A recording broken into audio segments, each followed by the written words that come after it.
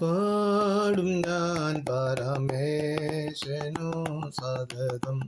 എന്റെ പാപമെല്ലാം പോക്കിയതാൽ പാടും ഞാൻ പരമേശനു സതതം.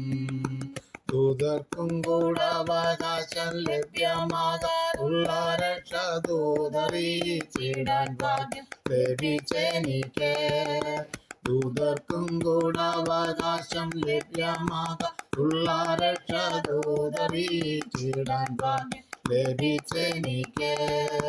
ദൂതഗണം കാവലായി തന്നാനുദിനമെനിക്കാവൻ. ദൂതഗണം കാവലായി തന്നാനുദിനമെനിക്കാവൻ. നൂതനമൂതുകേളം ഊനമെന്നെ നൽകിയിടുന്നു. പാടും ഞാൻ പരമേശനു സതതം. എന്റെ പാപമെല്ലാം പോക്കിയത പാടും ഞാൻ പരമേശനു സതതം. കാത്തിരിക്കുന്നവനെ ഞാൻ കണ്ടിടുവാൻ എൻ്റെ കണ്കൾ കൊതിച്ചിടുന്നധികമായി കുതുകമോടെ. കാലമേറെ ചൊല്ലും മുൻപ് കാഹളനാദം കേൾക്കുവാൻ. കാലമേറെ ചൊല്ലും മുൻപ് കാഹളനാദം കേൾക്കുവാൻ. കാതുകളും ബോധിക്കും കാരുണ്യവാരിതേ ദേവാ. പാടും ഞാൻ പരമേശനു സതതം. എന്റെ പാപമെല്ലാം പോക്കിയതാൽ പാടും ഞാൻ പരമേശനു സതതം.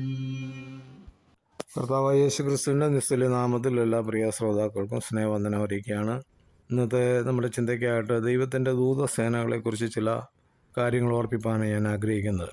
ക്രിസ്തീയ വിശ്വാസം അനുസരിച്ച് പ്രധാനമായും 3 ദൂതന്മാരുടെ പേരുകളാണ് അറിയപ്പെടുന്നത്.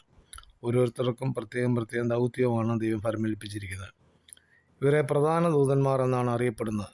മീഖായേൽ, ഗബ്രിയേൽ, റഫായേൽ എന്നിവരാണ് ഈ അറിയപ്പെടുന്നത്. എത്യോപ്യൻ ഓർത്തഡോക്സ് വിശ്വസിക്കുന്നത് 7 പ്രധാന ദൂതന്മാർ ഉണ്ടെന്നാണ്. മുകളിൽ പറഞ്ഞിരിക്കുന്നവരെ കൂടാതെ ഊരിയേൽ, റഗുവേൽ, പനുവേൽ, റമിയേൽ. ഇസ്ലാം വിശ്വസിക്കുന്നത് പ്രധാനമായി 4 പേരാണ്. അത് ഗബ്രിയേൽ, മീഖായേൽ, ഇസ്രാഫിൽ, അസരിയേൽ. ഇനി ഓരോരുത്തരുടെയും ദൗത്യത്തെപ്പറ്റി ഒരു ചെറിയ വിശദീകരണം നൽകാൻ ആഗ്രഹിക്കുകയാണ്. മീഖായേൽ ദൈവത്തിൻ്റെ സൈന്യത്തിൻ്റെ അധിപനും ശത്രുവായ സാത്താനോട് പടപൊരുതുവാനും യുദ്ധവീരനുമായിട്ടാണ് മീഖായേൽ പ്രവർത്തിക്കുന്നത്. ഗബ്രിയേൽ ദൈവത്തിൻ്റെ ദൂതുവാഹിയാണ്. യോഹന്നാൻ സ്നാപകൻ്റെ ജനനത്തെപ്പറ്റിയും യേശുവിൻ്റെ ജനനത്തെപ്പറ്റിയും ദൂത് അറിയിപ്പാൻ ദൈവം നിയോഗിച്ച ഗബ്രിയേലിനെയാണ്. മറ്റു പലരുടെയും അടുക്കൽ പോയി ദൂത് അറിയിച്ചിട്ടുണ്ട്. റഫായേൽ അത് ഗാർഡിയൻ ഏഞ്ചൽസ് എന്നാണ് അറിയപ്പെടുന്നത്. രോഗസൗഖ്യത്തിന് ദൈവം നിയോഗിച്ചിരിക്കുന്ന റഫായേലിനെയാണ്. ഇനി റഗുവേൽ 7 ദൂതന്മാരിൽ ഒരുവനാണ്. സൂക്ഷിപ്പുകാരനായിട്ടാണ് തൻ്റെ ദൗത്യം എന്നറിയപ്പെടുന്നു. പെനുവേൽ 7 ദൂതന്മാരിൽ ഉൾപ്പെടുന്നു. മറ്റു പല വിശ്വാസ സമൂഹങ്ങളിലും മറ്റു പല പേരുകൾ നിർദ്ദേശിക്കുന്നുണ്ട്. യഹൂദന്മാരുടെ ഇടയിലെ കബാല എന്ന സമൂഹത്തിൻ്റെ വിശ്വാസം അനുസരിച്ച് 72 ദൂതന്മാർ അത് ദൈവത്തിൻ്റെ പ്രാതിനിധ്യം വെളിപ്പെടുത്തുന്ന പേരുകളാണ് ഇവരുടെ നാമങ്ങളിൽ കാണുന്നത്. ഞാൻ ഉദ്ദേശിക്കുന്നത് ദൂതന്മാരെ പുകഴ്ത്തുവാനോ വാഴ്ത്തുവാനോ അല്ല, പ്രത്യേക ദൂതന്മാരെക്കാൾ ശ്രേഷ്ഠനായ യേശുക്രിസ്തുവിനെ ഉയർത്തുവാനാണ്. എല്ലാ ദൂതന്മാർക്കും ദൈവം ഓരോ വിധത്തിലുള്ള ദൗത്യം ആണ് ഏൽപ്പിച്ചിരിക്കുന്നത് എന്ന് മുന്നമേ ഓർപ്പിച്ചല്ലോ. അവരെ ആരാധിക്കാനുള്ള വ്യവസ്ഥയൊന്നും ദൈവം നൽകിയിട്ടില്ല. ദൂതന്മാർക്ക് പലവിധ സ്ഥാനങ്ങളുണ്ട്. അതിൽ ശ്രേഷ്ഠമേറിയത് സാറാഫുകളാണ്. അവരെപ്പറ്റി യെശയ്യാ പ്രവാചകൻ കണ്ട ദർശനത്തിൽ 6:1 മുതൽ ഉള്ള ചില വാക്യങ്ങളിൽ ഇപ്രകാരം കാണുന്നുണ്ട്. ഉസിയ രാജാവ് മരിച്ച ആണ്ടിൽ കർത്താവ് ഉയർന്നും പൊങ്ങിയുള്ള സിംഹാസനത്തിൽ ഇരിക്കുന്നത് ഞാൻ കണ്ടു. അവൻ്റെ വസ്ത്രത്തിൻ്റെ വിളുമ്പുകൾ മന്ദിരത്തെ നിറച്ചിരുന്നു. സാറാഫുകൾ അവന് ചുറ്റും നിന്നു. ഓരോരുത്തന് 6 ചിറകുണ്ടായിരുന്നു. അതുകൊണ്ട് അവർ മുഖം മൂടി, 2 കൊണ്ട് കാൽ മൂടി, 2 കൊണ്ട് പറന്നു. ഒരുത്തനോട് ഒരുത്തൻ, സൈന്യങ്ങളുടെ യഹോവ പരിശുദ്ധൻ പരിശുദ്ധൻ പരിശുദ്ധൻ, സർവ്വഭൂമിയും അവൻ്റെ മഹത്വം കൊണ്ട് നിറഞ്ഞിരിക്കുന്നു എന്ന് ആർത്തു പറഞ്ഞു. അവർ ആർക്കുന്ന ശബ്ദത്താൽ ഉമ്മരപ്പടികളുടെ അടിസ്ഥാനങ്ങൾ കുലുങ്ങി. ആലയം പുക കൊണ്ട് നിറഞ്ഞു. ദൈവസന്നിധിയിൽ ദൈവത്തെ സ്തുതിക്കുന്ന ദൗത്യമാണ് സാറാഫുകൾക്കുള്ളത്. എങ്കിലും ഇവരെ വണങ്ങുവാനോ നമസ്കരിക്കുവാനോ അനുവാദമില്ല. എന്നാൽ ഇത്ര ശ്രേഷ്ഠതയുള്ള ദൂതന്മാരാണെങ്കിലും ദൂതന്മാരെക്കാൾ ശ്രേഷ്ഠനും ആരാധനയ്ക്ക് യോഗ്യനുമായ യേശുവാണ് നമ്മുടെ രക്ഷകനും വീണ്ടെടുപ്പുകാരനും.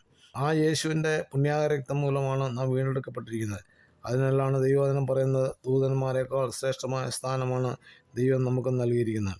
ഉയർത്തെഴുന്നേറ്റ യേശുവിൻ്റെ സാക്ഷ്യം വഹിപ്പാനും സുവിശേഷം അറിയിപ്പാനുള്ള ദൗത്യം മനുഷ്യവർഗത്തിനാണ് ലഭിച്ചത്. ദൂതന്മാരെ ഏൽപ്പിച്ച ദൗത്യം അവർ കൃത്യമായി ചെയ്യുന്നുണ്ട്. എന്നാൽ സുവിശേഷത്തിൻ്റെ വ്യാപ്തിക്കായി ദൗത്യം ഏൽപ്പിച്ചിരിക്കുന്ന നാം നമ്മുടെ ദൗത്യം പൂർത്തിയാകുന്നുണ്ടോ എന്ന ഇത്തരണത്തിൽ ഒരു ആത്മപരിശോധനയ്ക്കായി ദൈവകരങ്ങളിൽ ഏൽപ്പിച്ചു കൊടുക്കുക. ദൈവമായ കർത്താവ് ഈ ചെറിയ ചിന്തയാൽ ഏവരെയും അനുഗ്രഹിക്കട്ടെ.